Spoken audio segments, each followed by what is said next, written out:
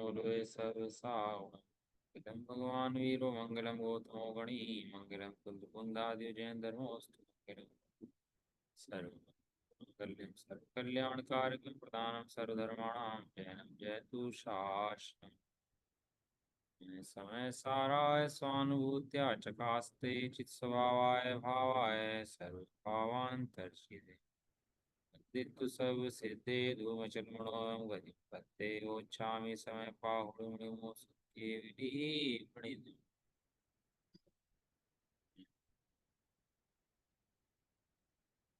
श्री से मैं शादी का शरीर शुद्धि का अधिकार गाथा नंबर 332 से लेकर 344 तक की सांख्य मति को समझाने के लिए गाथाएं कहते हैं। जो सर्वथा कर्ता मानते हैं आत्माओं को, उन्हें समझाने के लिए पकड़ चल रहा है। गाथाओं का हित पढ़ लेते हैं अपन लोग। कर्म ही करे अज्ञानी त्यों ही ज्ञानी भी कर्म ही करे। कर्म ही सुलाते जीव को तो कर्म ही जागृति करे। कर्म ही करते सुखी कर्म ही दुखी जीव को करे। कर्म ही करे मिथ्यात्व त्यों ही ऐसे ही अभी कर्म ही करें। कर्म ही प्रमाण लोक हृदय अरु तिर्यक विषय। करु कुछ भी जो शुभ या अशुभ उन सर्व को कर्म ही करे। हरिता करम देता करम हरिता करम सब कुछ करे। इस हेतु से यह है सुनिश्चित जीव कारक सर्व है। उन कर्म इच्छे नारी को स्त्री कर्म इच्छे पुरुष को। ऐसी श्रुति आचार्य देव परंपरावतीर्ण है। इस रीति कर्मी कर्म को इच्छे कहा है शास्त्र में। ब्रह्मचारियों नहीं को जीव हम उपदेश में। अरु जो हने पर को हनन हो पर से वह भी प्रकृति है। इस अर्थ में परघात नामक कर्म का निर्देश है। इस रीति कर्म ही कर्म को अन्यथा कहा है शास्त्र में। इससे न कोई भी जीव है हिंसक जो हम उपदेश में। यो सांख्य का उपदेश ऐसा जो श्रवण वर्णन करें। उस मत में सब प्रकृति करे जी तो अकारक सर्व है। अथवा तु माने आत्मा मेरा स्व आत्मा को करे। तो ये जो तुझ मंतव्य भी मिथ्या स्वभाव ही तुझ अरे। जीव नित्य है त्यों है असंख्य प्रदेश दर्शित समय में। उससे न उसको ही नित्यों ही नादिक कोई कर सके। विस्तार से जीव रूप जीव का लोक मात्र प्रमाण है। क्या उससे ही नरु अधिक बनता द्रव्य को कैसे करें। माने तु ज्ञायक भाव तो ज्ञान स्वभाव स्थित रहे। त्यों यो भी है आत्मा स्वयं निज आत्मा को नहीं करे। गाथा इसका हो गया। और अमृतचंद्र आचार्य की टीका इसके अंदर चल रही है अभी। और इसके अंदर अपन लोग आगे लास्ट के पैरे पर, जहाँ से अपन को पढ़ना है। हमने कल छोड़ पर से छोड़ा था यहाँ पर, पेज नंबर 606। इसलिए ऊपर सारी बात आ गई कि कर्म हंसाता है, कर्म रुलाता है, सब काम कर्म ही करता है। और ये वैसा मानता रहता है कि सब कर्मों का कार्य है। तो समझा रहे हैं कि मात्र कर्मों का कार्य नहीं है। कर्म तो वहाँ पर निमित्त रूप से करता है, लेकिन वास्तविक कर्ता जो है उसे ज्ञान दशा का, ज्ञान भाव का, वो तू ही है, कोई और नहीं है। या ज्ञान किसका उत्पन्न हुआ है, किसका है? क्या ज्ञान तेरा ही है, किसी और का ज्ञान नहीं है। ये तू मानता हो किसी और का है, तो सांख्य मति के समान ही है। क्या कह रहे हैं आगे? इसलिए ये सिद्ध कराती गाथाओं के अंदर, इसलिए अब ये गाथाएं जो ये जो टीका समझा रहे हैं, ये आचार्य अमृतचंद्र देव की अपनी लिखी हुई है, गाथाओं से नहीं है ये। गाथाएं तो पूरी हो गई पहले ही, जो अब तक समझाया, जिसमें उसने कहा कर्म बुलाता है, कर्म जगाता है। फिर उसने कहा कि चलो ज्ञान को तो ज्ञान करता है, आत्मा को तो आत्मा करता है। तो वहां तक पूरा हो गया। अब ये इसको विशेष रूप से थोड़ा सा आगे और समझा रहे हैं। क्या कहते हैं आचार्य अमृतचंद्र देव इसका, देखो।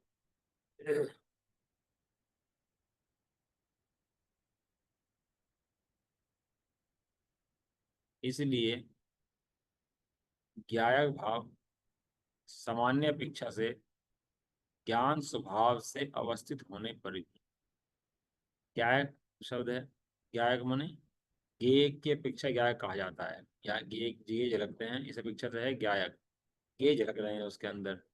लेकिन ऐसा होने पर भी सामान्य अपेक्षा से देखो, तो ज्ञान स्वभाव में गेय है नहीं है, गेय में ज्ञान स्वभाव है नहीं, ज्ञान स्वभाव में ज्ञान स्वभाव है। ऐसा तो त्रिकाल सब जीवों का स्वभाव है सामान्य अपेक्षा से। सामान्य की बात करके तो ऐसे ही है। ऐसे कर्म से उत्पन्न हुए मिथ्यात आदि भावों के ज्ञान के समय, जब कर्म आदि से उत्पन्न हुए मिथ्यादि भाव उस ज्ञान के समय, अनादि काल से ज्ञेय और ज्ञान के भेद विज्ञान से शून्य होने पर, कहाँ भ्रांति तो खड़ी होती है जीव को। तो वो बता रहे हैं कि मिथ्यात आदि परिणाम कर्म से उत्पन्न हुए, और जीव को उनका भेद विज्ञान नहीं है। भेद विज्ञान नहीं है मतलब वे दो हैं ऐसा नहीं जानता। वो ज्ञेय और ज्ञान को एक मान लेता है। जो मिथ्यात्वादिक भाव है ना, लिखा था इसके अंदर, जो मिथ्यात्वादिक भाव है ज्ञेय हैं, जितने भी कर्म के उदय के भाग परिणाम हैं, मिथ्यात्व हो, हास्य हो, रति हो आदि, जितने भी परिणाम कर्मों के उदय के हैं, वे सब क्या हैं? वे ज्ञेय हैं। और सामान्य रूप से ज्ञान सबका है। ऐसा होने से ज्ञान और अज्ञेय और ज्ञान, लेकिन वो ज्ञेय और ज्ञान के भेद विज्ञान से शून्य होने पर, कौन कौन भेद ज्ञान शून्य है? ज्ञेय और ज्ञान के भेद ज्ञान शून्य कौन है? कि वह ज्ञानी जी स्वयं है। अब वो भेद विज्ञान से शून्य कर्म नहीं है। कोई भेद विज्ञान की शून्यता को कर्म के ऊपर टाल दे कि भाई भेद विज्ञान की शून्यता भी कर्म बद्ध की है, कर्मों की है, भवितव्यता की है, काल लब्धि की है, कोई उसके सिर पर टाले, तो वो कहते हैं अज्ञानता भैया तेरी ही है, किसी और की नहीं है, और तुझे ही मिटानी पड़ेगी, कोई और इसको नहीं मिटाएगा। अनादिकाल से, सद्य अनादिकाल से, आज की नहीं है ये ज्ञान का भेद विज्ञान से शून्यपना। ये आज का नया नहीं है, ये तेरा अनादिकाल से ही चल रहा है। ऐसा शून्य होने से पर को आत्मा रूप से जानता हुआ, वह ज्ञायक भाव। कौन ज्ञायक भाव? वही जो ज्ञायक सामान्य अपेक्षा से ज्ञान स्वभाव में व्यस्त रहता है, वही ज्ञायक भाव। कोई नया ज्ञायक भाव नहीं आया इसके अंदर कि वो ज्ञायक भाव तो कोई और हो, और ये भेद विज्ञान शून्यपना जो पर को आत्मा जानता है, ज्ञायक भाव कोई और हो। दो ज्ञायक भाव नहीं है। जैसे पानी के अंदर बर्फ रूप होने की शक्ति है, बर्फ बन सकता है ना पानी, कि ठंडे के संयोग में जाएगा तो बर्फ बन सकता है। अब वो जितना जितना पानी ठोस होता है, वो स्वयं उसी की योग्यता है, कोई किसी की और की योग्यता नहीं है ठोस होने की। कितना कितना होगा? जितना जितना संयोग में रहेगा उतना उतना ठोस होगा। अचानक देव ने लिखा है इसको, उतना उतना विज्ञान घन होता चला जाता है। शब्द क्या दिया उसके अंदर? जितना जितना ज्ञान की आराधना करता है, उतना उतना राग द्वेष से रहित होता हुआ स्वयं विज्ञान घन होता जाता है। वही आत्मा जो बाहर में कठोर हो रहा था, वही आत्मा विज्ञान घन होता चला जाता है और मोक्ष को प्राप्त करता है। ऐसा ऐसा वहां जो पूर्ण ज्ञान स्वभाव बताया, वो दृष्टि मोक्ष बताया। दृष्टि की अपेक्षा स्वभाव तेरा ऐसा है, ये प्रकट रूप से। अभी क्या है कि अपन मान लें कि हम सुखी हैं पूरे, लेकिन भगवान वीतरागी जो हैं, 18 दोषों से रहित हैं। और जिन्होंने 18 दोषों का भाव करके पूर्ण वीतरागता प्रकट करी है, पूर्ण सुखी तो वे हैं। अब मैं सिद्धों का सिद्ध हूँ, सिद्ध हूँ, बराबर है। ठीक है, अब उसको कथनी में तो ले आया और उसको औदिक प्रणाम में तो ले आया, लेकिन दृष्टि का विषय बनना था, वो वहां गया ही नहीं है। पता कैसे लगता है? पता कैसे लगता है इस बात का? कि जो जीव आत्मा को जानता है ना, उसके जीवन में वात्सल्य दया परिणाम होते ही हैं, अष्ट अंग प्रकट होते ही हैं, 10 धर्म प्रकट होते ही हैं, भगवान की भक्ति आदि उसके जीवन में होती ही है, दया कृपा होती ही है, गुण स्थान प्रमाण राग होता ही है। शब्द लिख दिया ना, गुण स्थान प्रमाण अब चौथे गुण स्थान के अंदर तो जीवों के प्रति दया अनुकंपा का भाव आता है, परशम संवेग अनुकंपा आस्तिक्य परिणाम आते हैं तो आते हैं, ऐसा नहीं होता नहीं आते। लोकांतिक देव भी होते हैं तो परम वीतरागी जो चौथे गुण स्थानवर्ती हैं, और भगवान के संयम की अनुमोदना करने तो वे भी आते हैं। और सर्वार्थ सिद्धि के देव जो नहीं आते हैं, तब तो चर्चा तो वे भी करते हैं बैठ करके। ज्ञानियों के भेद भरी अनेक हों, लेकिन जीवों पर दृष्टि सबकी रहती है। लाग से भिन्न जीव का स्वभाव दिखाना, तीन लोग के तीन काल के जीव दिखाई दिए, अब उन्हें कषाय राग द्वेष दूसरे जीवों को दिखाई देते नहीं, वहां पर जीव दिखता है। एक पढ़ तो लेता है ये बात है, और राग द्वेष बाहर में पूरे बैठे रहते हैं, वो चलता ही रहता है, वो परिणाम उल्टा परिणाम होने से। इसलिए वो सब बताया ज्ञानी के परिणाम कैसे होते हैं। वह ज्ञान रूप पर को आत्मा रूप से जानता हुआ वह ज्ञायक भाव, जिसने पर को आत्मा जाना वह ज्ञायक भाव विशेष अपेक्षा से अज्ञान रूप परिणाम को करता है। एक लिखी सामान्य अपेक्षा, एक लिखी विशेष अपेक्षा। इसको ऐसे जान लो, एक लिखो द्रव्य स्वभाव, एक लिखो पर्याय स्वभाव। द्रव्य को कहते हैं सामान्य, पर्याय को कहते हैं विशेष। लिखा है, लिखा अपने साजी के अंदर बहुत दिया इस बात का तो खुलासा, वहां से पढ़ सकते हैं अपन लोग। द्रव्य स्वभाव पर्याय स्वभाव, वही द्रव्य है। राग में क्यों होता है, बंद क्यों होता है? क्यों? क्योंकि वो द्रव्य परिणामी है, वो द्रव्य पर्याय में है, इसलिए उसको राग और बंद आदि होते हैं, ऐसा लिखा। शुद्ध अशुद्धपना क्यों होता है? क्योंकि द्रव्य परिणामी है, इसलिए होता है। परिणामी है मैंने विशेष भाव, विशेष अपेक्षा। और बाकी चार द्रव्य को तो बंध नहीं होता, भले ही में परिणामी द्रव्य तो वे भी हैं, धर्म अधर्म आकाश काल। परिणामी द्रव्य तो उनके हैं, लेकिन उनके साथ ऐसी उपाधि नहीं है कि उनको बंध हो। लेकिन तेरे साथ समस्या थोड़ी सी है कि तू परिणामी भी है, और उस परिणाम के कारण से तेरे बंध भी होता है। ये प्रश्न साजी के अंदर गाथा आई है। और वो बंध किसी और को नहीं होता, तुझे ही होता है। सुखी दुखी कोई और नहीं होता, वो तू ही होता है। कब तक होता है? जब तक अपने आत्मा को आनंद रूप नहीं देखता तब तक। अब इसको कहते हैं ना, शुभ भाव हे है, शुभ भाव छोड़ देने योग्य है, शुभ भाव अत्यंत मल के समान है, मलिन है, आश्रव है, तो ये तो पकड़ लेता है। लेकिन तेरा पूरा वजन अशुभ भाव पे चला जाता है। वहां एक बहुत तेज जहर है, एक बहुत मंद जहर है। वो आता है ना कर्म प्रकृति के अंदर मिथ्यात्व की प्रकृति, मैंने भेजा था ना चार्ट उसके ऊपर, ग्रुप के ऊपर। मिथ्यात्व की प्रकृतियों के अंदर कैसे कैसे स्थिर शैल हड्डी, वो है ना पत्थर के समान, शैल हड्डी के समान, ऐसे ऐसे परिणाम मंद होते हैं उसके, उसके मोह के परिणाम भी। वो अच्छा है, मतलब समझने योग्य विषय है। जो साता साता की जो प्रकृतियां हैं, उनके अंदर जो मंद तीव्र के अनुभाग हैं, उसमें एग्जाम्पल कोई और है। और जो मिथ्यात्व के अंदर जो तीव्र मंद अनुभाग हैं, उसके अंदर एग्जाम्पल कोई और है। और वो मंद तीव्र होता है उसका, वो मोह मंद पड़ता है ना चौथे गुण स्थान के अंदर, तो उधर जीवों के प्रति वात्सल्य करुणा का भाव उपजता है बहुत ज्यादा है।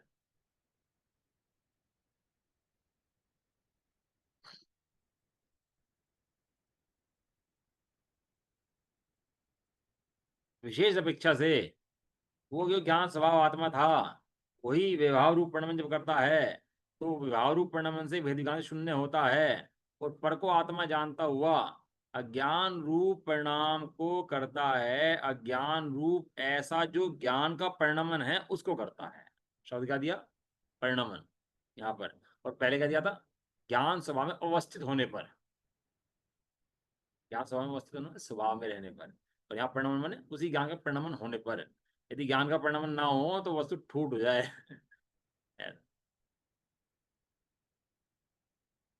विशेष अपेक्षा से अज्ञान रूप ज्ञान परिणाम को करता है, ज्ञान रूप अपने ज्ञान परिणाम को करता है।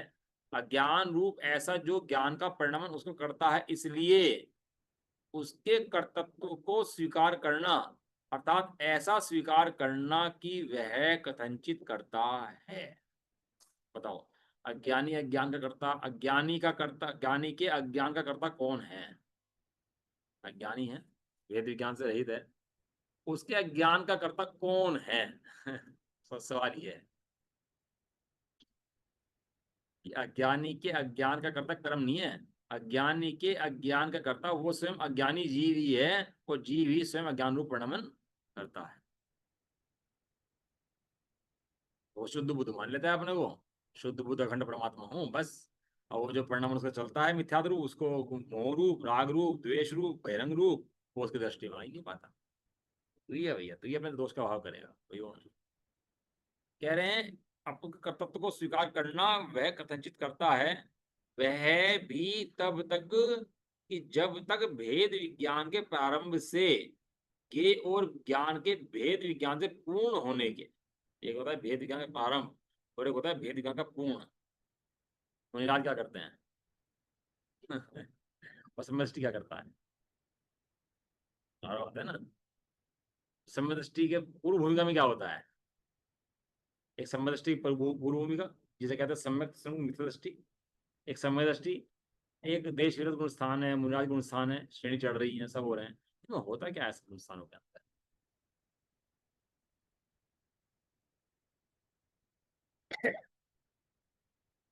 समय भेद विज्ञान, भेद विज्ञान का प्रारंभ और मिथ्यात्व की भूमिका में हो जाता है। पहले गुण स्थान के अंदर भेद विज्ञान की नींव धरी जाती है, और वो पहले वो पूर्ण होता है चौथे के अंदर, थोड़ा अल्प पूर्ण। और जब पूर्ण दशा उसकी होती है 12वें गुण स्थान में पूर्ण हो चुका होता है, या कहो तो कि 11वें पूर्ण हो जाता है। और जब तक क्या चलता रहता है? भेद विज्ञान। क्या भेद विज्ञान चलता रहता है?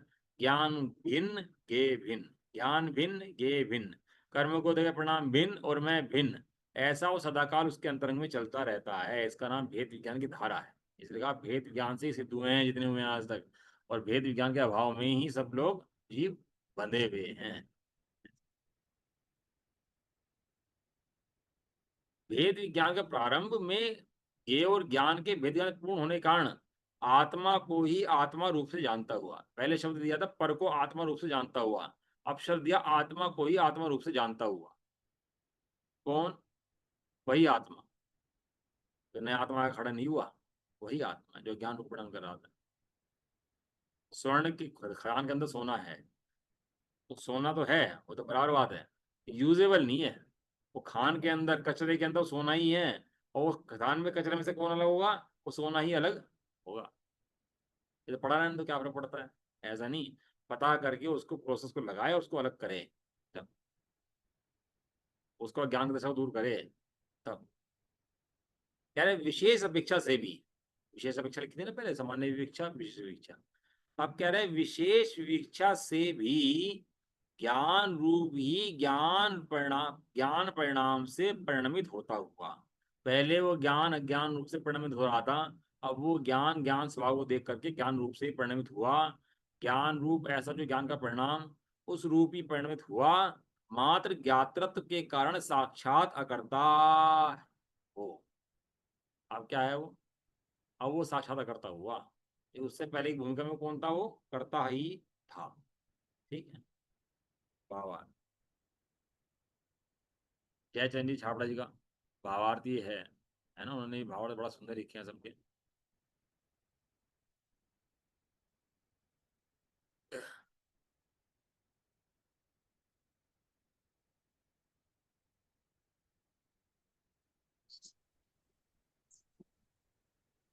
कितने ही जैन मुनि भी, अब बताओ, ये नामधारी जैन,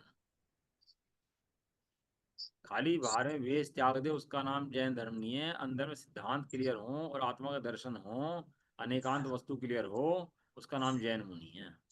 अनेकांत वस्तु क्लियर ना हो तो उसका नाम जैन मुनि नहीं है। इतने ही जैन मुनि भी स्यादवाद वाणी को भली भांति ना समझकर सर्वथा एकांत का अभिप्राय करते हैं और विविक्षा को बदलकर यह कहते हैं कि आत्मा तो भाव कर्म का करता ही है। लिखा शास्त्रों के अंदर कि भाव कर्म का करता कौन है, जिसके निमित्त से जो कार्य है वो उसका होता है। तो उसको क्या मान लेते हैं कि भाव कर्म पुद्गल कर्म का कार्य है और ये मेरा कार्य नहीं है। सही बात होती, सही बात होती अगर तू आत्मा के अनुभव पूर्वक यही बात कहता तो लेकिन आत्मा के अनुभव पूर्वक तो बात कहता नहीं है ये, बस शास्त्र की बात पढ़ता है, रटता है और बोल देता है। देते हैं ना तीन, एक की कीमत 1,000, एक की कीमत 10,000 और एक की कीमत 10 लाख रुपए। तो राजदरबार में दरबार में गया तीनों गुड़िया बेचने के लिए। तो राजा ने पूछा तीन गुड़िया सेम एकदम देखने में बाहर से, इसकी कीमत 1,000, इसकी 10,000, इसकी 10 लाख रुपए। राजा कहने लगा भाई ये तीनों सेम है देखने में, ये कोई फर्क है ही नहीं। कहने लगा फर्क है, हम दिखाते हैं फर्क क्या है। एक के कान में तार लगा के तार मंगाया, तार बड़ी तार, एक कान में घुसाया, इधर से घुसाया इधर से निकल गया तार कहने लगे इसकी कीमत कितनी है, इसकी कीमत 1,000 रुपए। इधर सुना, दूसरे के तार घुसाया, इधर से घुसाया और मुंह से निकल गया। सुना तो उसने एक बोलने के लिए। ऐसे ये सब एग्जाम्पल में ना पूरे समाया हुआ है एग्जाम्पल के अंदर। इसके लिए पढ़ा क्या के लिए, बोलने के लिए। सुना काय के लिए, बोलने के लिए। बोल दिया उसका, यहाँ से दिया और यहाँ से गिरा, कहना कीमत 10,000 रुपए। तीसरी गुड़िया अंदर दिया तार, ऊपर चला गया दिमाग के अंदर उसके, निकला ही नहीं बाहर। तो कहना इसकी कीमत 10 लाख रुपए। कहना क्यों, सुना सो समा गया, इसलिए। अपन लोग तो क्षण क्षण क्या है कि अनादिकाल के मोह के वशीभूत ना, मिथ्या अभिप्राय को पुष्ट करते हैं। तो मिथ्या अभिप्राय को पुष्ट करने से क्या होता है कि उसी को उसमें उपाधि जानते रहते हैं, बातें यहाँ की करते हैं और उपाधि वहां बैठा रहता है। अरे इतना भारी थोड़ा ना था, आत्मा सुनते ही आत्मा को अनुभव कर ले बस। रसगुल्ला रखा सामने खा ले बस, उसके बाद तो खूब बातें कर रसगुल्ले के बारे में, कोई दिक्कत नहीं है। लेकिन रसगुल्ला तो खाता नहीं है, उसके बारे में बातें करता है, विज्ञान लगाता है, पूरा डिस्क्रिप्शन लिखता है उसका, समझाता है, समझता है, सारी भ्रांतियां खड़ी होती हैं फिर वहां से। आचार्य देव ने कहा तेरा आत्मा अत्यंत सुंदर है, एकत्व विभक्त आत्मा लोक में अत्यंत सर्वश्रेष्ठ सुंदर पदार्थ है। इतना सुनते ही क्या करना चाहिए था सामान्य पर आना चाहिए था। कितने ही जैन मुनि वाणी नहीं समझते और एकांत का अभिप्राय करते हैं और इच्छा कहते हैं कि आत्मा तो भाव कर्म का अकर्ता ही, सरलता उसका कर्ता मानते हैं। कर्म प्रकृति का उदय ही भाव कर्म करता है।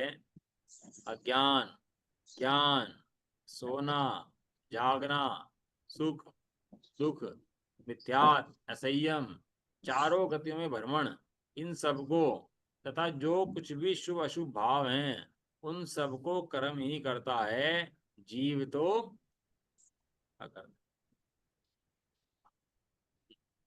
देखो सिद्ध है ना, सिद्ध भगवान जो होते हैं उनके स्वभाव नहीं होते।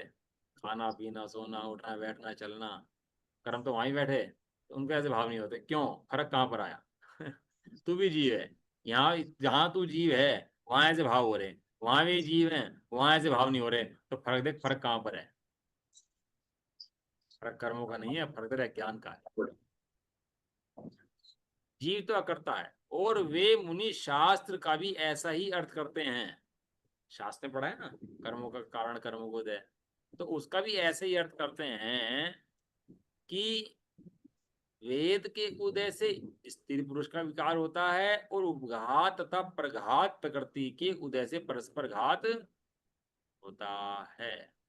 आज वेद का उदय आया तो किस कारण से आया, ये पुरुष वेद कोई सो रहा है, किस कारण सो रहा है कि निंद्रा कर्म का उदय है उस कोई किसी को मार रहा है, दूसरे को फाड़ रहा है, मार रहा है, इसलिए मार रहा है, प्रघात प्रकृति है। कोई अपनी हिंसा कर रहा है, इसलिए कर रहा है तो घात प्रकृति है, इसलिए वो सब काम कर रहा है, नहीं तो नहीं करता। इस प्रकार जैसे सांख्य मतावलंबी सब कुछ प्रकृति का ही कार्य मानते हैं, यानी कर्म का ही कार्य मानते हैं, और पुरुष को अकर्ता मानते हैं। पुरुष माने आत्मा को। आत्मा को क्या मानते हैं? अकर्ता। सारा काम किसका मानते हैं? एक में है ना अपने अशोक जी शीर्षक वाले, है तो मुमुक्षु ही, लेकिन उन्होंने क्या है कि अपने यहाँ ग्रुप बहुत हो गया है, और कॉन्सेप्ट नए नए लेकर आते हैं और अपने कॉन्सेप्ट के हिसाब से दुनिया को समझाते हैं, और उनके कॉन्सेप्ट खुद अपने को अपने मन में एक बात घुसा लेते हैं, उससे क्लियर करते रहते हैं बात। अनेकांत वस्तु को अपने एकांत से समझाने जाते हैं। तो स्वामी से जो हट गया ना, ये समझ लो गया जिसे स्वामी जी के सिद्धांत में तोड़फेड़ कर दी और स्वामी जी को अपने हाथ समझना शुरू कर दिया, उसकी गाड़ी भी नहीं टिक सकती। इस काल में यदि धर्म कहीं है तो स्वामी जी को समझने वालों की ही है वास्तव।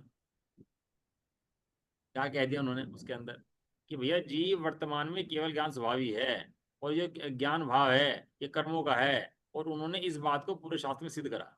आई थी किताबें वहाँ अपने विवेकानंद मंदिर में भेजी उन्होंने, और उसके अंदर 4-5 भाग हैं समय सार जी की टीका के, वो रखे थे वहां पर। अब तो पता नहीं कहाँ चले गए, तो वहाँ रखे हुए थे, और उसके अंदर उन्होंने ये सिद्ध कर रखा था तरीके तरीके से। लगभग तर्क तो ला ही सकता है जीव अपने हिसाब से, लेकिन तर्क आगम अनुसार हो, सर्वज्ञ अनुसार हो, तो वो तर्क तर्क है। वो नहीं हो तो वो तर्क क्या है? वो तर्क कुतर्क है। वो खुद भी कुतर्क समझता है और दुनिया को कुतर्क समझाता है। वो खुद ही भटकता है और दुनिया को भटका देता है। ऐसा है कुतर्क का खेल। अब ये सब क्या है? ये जितने पैदा हुए ये सब कुतर्क ही हैं। जीव ने वात्सल्य, दया, परिणाम, 10 धर्म, अष्ट अंग, 5 छठ आवश्यक। छठा आवश्यक कौन करता है? अमरचंद दीवान। और सुबह ठंड में पानी भर के ले जा रहे हैं, राजा बोला नौकर लगा देते हैं तुम्हारे पानी भरने के लिए, तुम कहाँ पानी भर के ले जा रहे हो इतनी ठंड में, तुम तो दीवान हो। कहने लगे भगवान के काम कोई नौकर नहीं करता, हम ही करते हैं। ये ठंड ठंड तुम्हें दिखती होगी, हमें ठंड नहीं दिखती, ये भगवान का काम है। भगवान के पास बैठ के उल्लास आनंद, अपने आत्मा का आनंद किसे दिखेगा? ये सब चीजें स्वच्छंदी को नहीं दिखता, कुतर्कवादी को नहीं दिखता। ये सब कर्म का उदय करता है। इस प्रकार जैसे सांख्य मतावलंबी सब कुछ प्रकृति का ही कार्य मानते हैं। क्या लिया? कितने ही जैन मुनि भी। क्या लिखा था ऊपर? क्या लिखा था आंटी? ज्ञान। लेट क्यों जाते हो आप? क्लासेस में 5 बजे शुरू कर देता हूँ मैं, फिर लेट क्यों जाते हो आप लोग? 5 बजे आया करो वो टाइम पर एकदम बढ़िया उठ करके। सुबह एकदम दिन निकलता टाइम होता है, देवी धवनी का टाइम है वो, उस समय। क्या लिखा था पहले? वो जैन मुनि भी। और यहाँ क्या समझा रहे? सांख्य मतावलंबी। तो किसका कंपेरिजन कर रहे? जैन मुनि इज इक्वल टू जो ये मानता है इज इक्वल टू सांख्य मतानुसारी। 4-3 is equal to 1 is equal to 2-1 कुछ भी लिखते हो, जवाब उनका सबका एक ही आएगा। ऐसे बुद्धि के अंदर वो बैठ जाता है ना, तो जी ऐसी अज्ञान तरह की बातें करता रहता है, ज्ञानी की बातें करता रहता है। इस प्रकार सांख्य मतावलंबी सब कुछ प्रकृति का कार्य मानते हैं और पुरुष को कर्ता मानते हैं। इसी प्रकार अपनी बुद्धि के दोष से इन मुनियों की भी ऐसी ही एकांतिक मान्यता हुई। अभी तो ये वे मुनि गिन रहे हैं जिनके 28 मूल रूप में ठिकाना है। जिसके 28 मूल रूप में ठिकाना नहीं है वे तो अभी कुछ है ही नहीं किसी गिनती में। अभी तो 28 मूल का ठिकाना भी किसी का रहा नहीं है कि 28 मूल कहते किसे हैं, होते कैसे हैं, कैसे पलते हैं। उन्हीं में अत्यंत आनंद में रहने वाला वितरागी सिद्धों से भेंट करने वाला डेली, चलता फिरता सिद्ध, हालता चालता सिद्ध, उसका नाम मुनि है। आनंद में खेलता सिद्ध, बहाने बनाए बातें बनाए, उसका नाम मुनि थोड़ा ना है। और श्रावक भी उसका नाम नहीं है। जिसकी जिसकी भावना मुनि बनने की ना हो वो श्रावक भी नहीं है। मुनि श्रावक भी समझ लो। जो तैयारी मुनि बनने के लिए नहीं कर रहा, समाधि की नहीं कर रहा, वो भी श्रावक नहीं है। और स्वच्छंदता को अपनी कुछ भी स्वच्छंदता हो सकती है। कोई चाय पी रहा है, कोई बेचारा खा रहा है, कोई भक्ष खा रहा है, कोई वात्सल्य, वो कमी को, उस कमी को अपनी ना मान करके अंदर में क्या मानता है कि मैं तो परम पारणायक भाव हूं और ये कमी जो है कर्मों की है, ये कमी मेरी नहीं है। ऐसा मानते ही स्वच्छंदता खड़ी होती है अंदर से एकदम से, और स्वच्छंदता का पाप बनता है और नरक नरक का बन करता है स्वच्छंद। व्यवहाराभासी कदाचित स्वर्ग में जाए और वहां जाके नंदीश्वरी पादी जाए तो सुधर जाए, और निश्चयभासी तो नरक में ही जाए। सांख्यमति निश्चयभासी है। उसी प्रकार इनकी बुद्धि के दोष से, अब बताओ, बुद्धि के दोष को भी इन्होंने कह दिया वो बुद्धि तो किसी और की है और जीव अलग है। ऐसी ऐसी मान्यताएं जीव पुष्ट करता है अपने ज्ञान के लिए। बुद्धि के दोष से इन मुनियों की भी ऐसी एकांत मान्यता, अपना दोष नहीं मानेगा। कितना ही इसको पिलाओ अमृत, अपना दोष नहीं मानेगा, मेरी गलती है, नहीं मुझे दूर करनी है इस गलती को, अपना दोष नहीं मानेगा। ये मोह राग द्वेष कषाय किसके हैं? अपने मान ले भाई, और का भाव खंड का उपाय घर, ये अनेकांत है। तो स्वभाव से शुद्ध है, वर्तमान में शुद्ध नहीं है। इसलिए जिनवाणी तो स्वाभाव रूप है, जिनवाणी तो अनेकांत रूप है, इसलिए अनेकांत भैया सर्व समाधान कारक है। अनेकांत में सब समाधान निकलते हैं। एकांत ही श्रद्धा की तरफ ले जाता है, अनेकांत ही श्रद्धा की तरफ ले जाता है, और अनेकांत ही चारित्र की तरफ ले जाता है। तीन चीजें ना, श्रद्धान ज्ञान चारित्र। ज्ञान को रखा बीच में, ज्ञान को कहाँ रखा? बीच में। एक तरफ श्रद्धा, एक तरफ चारित्र और ज्ञान बीच में रखा। ये ज्ञान अनेकांतात्मक है, ज्ञान दोनों बातें सुनता है। जज होता है ना, तो दो वकील बहस कर रहे हो सामने, जज कहाँ बैठता है? ऊपर, और वकील कहाँ पर बहस करते हैं? नीचे। ये ऊपर क्यों बैठता है? कि न्यायवान है, क्योंकि दोनों बातें सुनता है, समझता है, निर्णय करता है। ऐसे ही ये ज्ञान अनेकांत दोनों बातें सुनता है, समझता है और निर्णय करता है। एक तरफ पर्चा नहीं फाड़ता। अज्ञानी तो एक तरफ पर्चा फाड़ता है, कर्मों के नाम में, बुद्धि के नाम में, पर्याय के नाम में, कर्मबद्ध के नाम में, भवितव्यता के नाम में, काल अवधि के नाम में। उसके पास बहाने बहुत है पर्चा फाड़ने के अपने। और जो इतने मत खड़े होते हैं ना बाहर में, ये देखना आप कहीं ना कहीं अपना दोष किसी को दे रहा होगा, कहीं ना कहीं लगा रहा होगा दोष अपना। किसी को भी लगा सकता है दोष, बाहर में कोई भी हो। लेकिन मेरी गलती है स्वभाव पढ़ करके ऐसा मानना उसने बंद कर दिया। इसलिए जो अनेकांत का नाश करता है, वो सर्वथा एकांत को मानने वाले उन मुनियों पर जिनवाणी का कोप अवश्य होता है। जिनवाणी का कोप होता है मतलब जिनवाणी की आज्ञा में नहीं चलते हैं, इसलिए जिनवाणी का लाभ उनको नहीं मिलता है। जैसे कहता है कोप अवश्य होता है। फिर बच्चा गलती करे और बिगड़ जाए, सुधरे नहीं, बिगड़ जाए, तो माँ दरवाजे बंद कर दे, भाग यहाँ से कर दे, तो हमें घर में रखना ही नहीं है, बेदखल कर दो प्रॉपर्टी है इसको। तो क्या होता है? कोप होता है। ऐसे इसको स्वादवाद से समझा रहे, वो समझा रहे, समझता ही नहीं है। तो जिन्होंने का कोप होता है तो निकल यहाँ से, तो किसी लायक नहीं। जिनवाणी के कोप के भय से यदि वे विवक्षा बदल दें क्या है, एक नपुंसक था, वो नपुंसक ने भेष बदल लिया पुरुष का, स्त्री का भेष बना लिया नपुंसक ने। अब वो स्त्री ही नपुंसक है क्या? नहीं नहीं, तो नपुंसक है भाई, तू स्त्री नहीं है। तो कहना कोई बात नहीं, अब नपुंसक पुरुष का भेष बनाया, सारे हाव भाव पुरुष के सीख लिए, पुरुष के कर लिए, अंदर में क्या है? वो नपुंसक। इसी तरह ये अज्ञानी नपुंसक है। तत्वों को समझने में जो अज्ञान है वो नपुंसक पना ही है। और पता है, चाय देर तक के, संगीत तक के सब जीव नपुंसक होते हैं। इतने सब जितने समूर्छन जीव है सब नपुंसक हैं।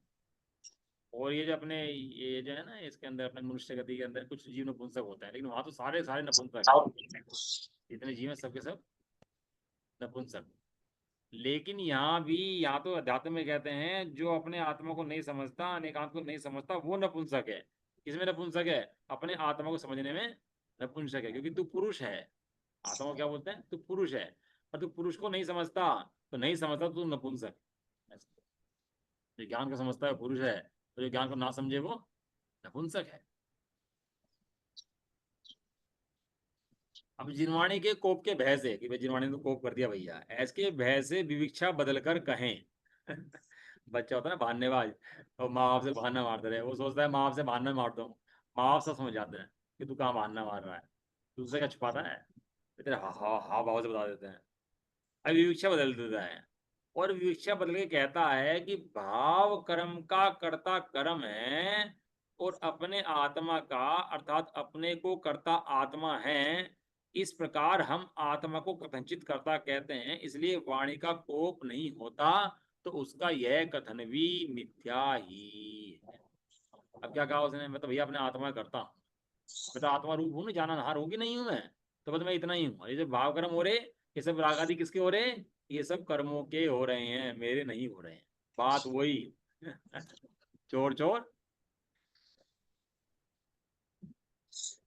मोसेरे भाई, एक छोटा चोर एक बड़ा चोर। बड़ा चोर। ये कहता है कि मैं करता नहीं हूँ भैया, अपनी गलती मानने तैयार, अपनी गलती मानने तैयार नहीं किसी एंगल से।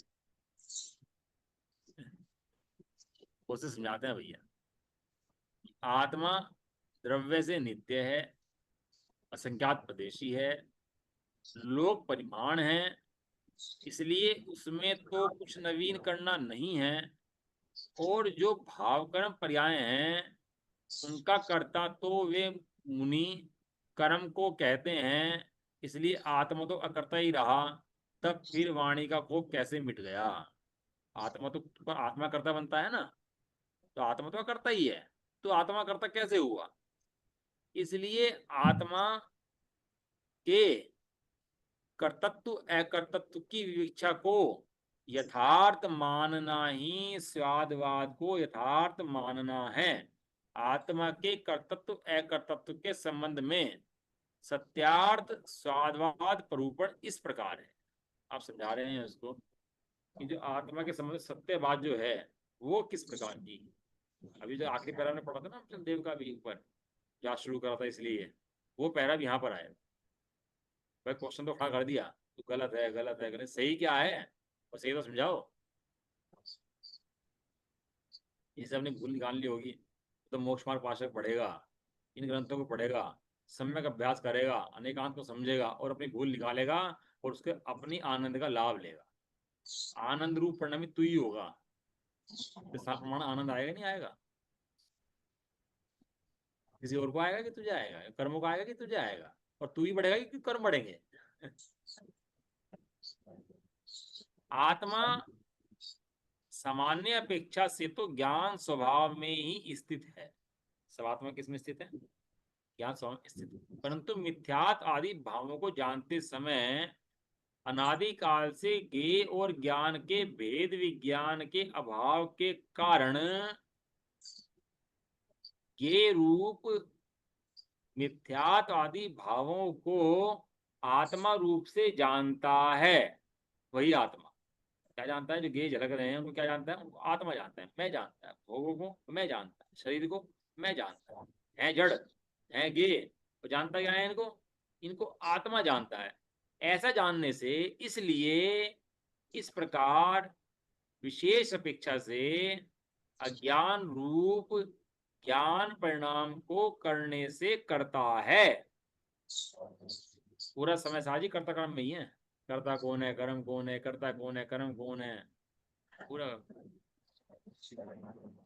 ज्ञान परिणाम को करने से करता है।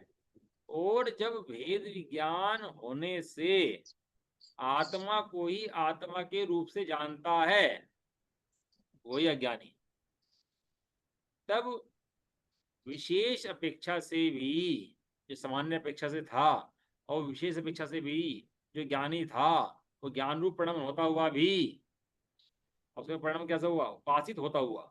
शब्द क्या दिया उसके अंदर? उपासित होता हुआ। रखा हुआ आत्मा नहीं, रखा हुआ आत्मा नहीं, कैसा रखा हुआ आत्मा? ऐसा लिखा है जो सुमेरु पर्वत के नीचे स्फटिक मणि रखा है, स्वर्ण रखा है, किसी काम का नहीं पड़ा है। ऐसे ही ये आत्मा रखा है, किसी काम का नहीं। उपासना करे तो वही आत्मा प्रयोग में आता है, काम में आता है और उसको आनंद आता है, ये आत्मा। कह रहे विशेष अपेक्षा से भी ज्ञान रूप ज्ञान परिणाम में ही परिणमित होता हुआ, ज्ञान रूप ज्ञान परिणाम में ही वो आत्मा स्वयं परिणमित होता हुआ अब मात्र ज्ञाता रहने से अब साक्षात करता है। अब है कब? जब उसने उस राग का रोग का अभाव करा है, तब वो डॉक्टर के पास गया, कहने लगा बीमारी दिखाई अपनी। डॉक्टर ने देखा बीमारी तो उसको है और बीमारी इसको बताई ना इसकी बड़ी बीमारी बड़ी है, तो ये घबरा जाएगा और हो सकता है मर जाए अभी और इलाज नहीं पाएगा। तो डॉक्टर ने कहते हैं ये बीमारी तो है, हल्की बीमारी हो जाएगी, ठीक, कोई बात नहीं, ठीक हो जाएगी, हल्की बीमारी। समझाया इसलिए था कि इसको अभी टेंशन ना हो जाए बीमारी की, बीमारी बड़ी है। और ये क्या हुआ, उस बीमारी के प्रति निर्भर हो गया और जाकर स्वच्छंद व्रत करने लगा। कोई नहीं, बीमारी छोटी है, बीमारी छोटी है। डॉक्टर ने बीमारी छोटी इसलिए कहा था क्योंकि तेरा रोग बड़ा था कि तू टेंशन में ना जाए, इसलिए। लेकिन रोग तो बड़ा ही है।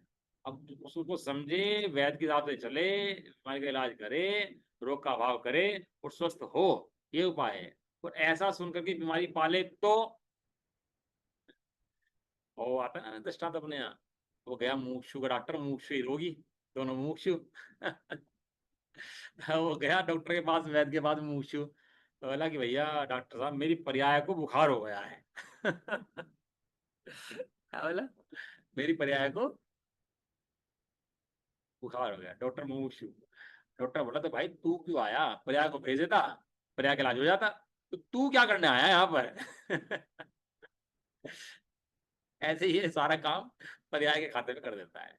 ठीक है ना। इसके ऊपर कलश है, कलश है एक, कलश 205 नंबर का है इसके अंदर, 205, 206 कलश और 207, तीन कलश। और तीन कलश की टीकाएं भी काफी बड़ी बड़ी हैं इनकी भाई, कि जैसे चार का शुरू हो जाएगा। तो कल अपन लोग जैसे चार की टीका पढ़ गए ना पहले इसकी, और फिर उसके बाद कलश पढ़ेंगे। और ये काफी जैसे चार की टीका ही 5 6 4 5 पेज की है, 2 3 दिन इसके पूरा होने में लगेगी। ठीक है, चलो समय। निज निधि निज में बताई है अनंत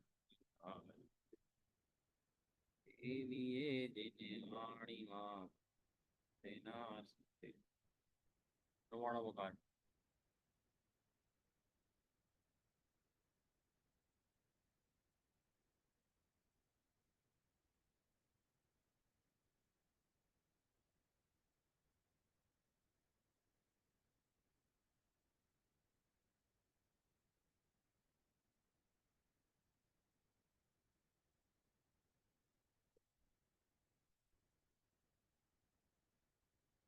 जय प्रदोषिणी माता की जय हो, महान जैन धर्म की जय। एक जय साथ जय जी। एंड कर दो। हाँ।